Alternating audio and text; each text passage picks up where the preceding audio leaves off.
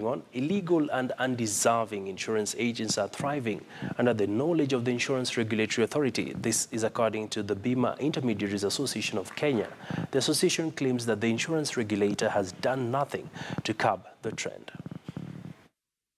We have an association of insurance agents that was formed in 2014, Bima Intermediaries Association of Kenya. The association is basically meant to look into the professionalism of the insurance agent. Anything that bedevils this the insurance industry is blamed on the insurance agent. You can get rid of the rogue insurance agents, and they run into thousands of them. But it was shocking to find that actually IRA is encouraging more associations to come up to counter what we are doing. We've kicked out several people from the association because of their unbecoming conduct. But the same people, when you kick them out, they go to IRA, they're accommodated. So what message is being sent to us, or to the industry, so to speak?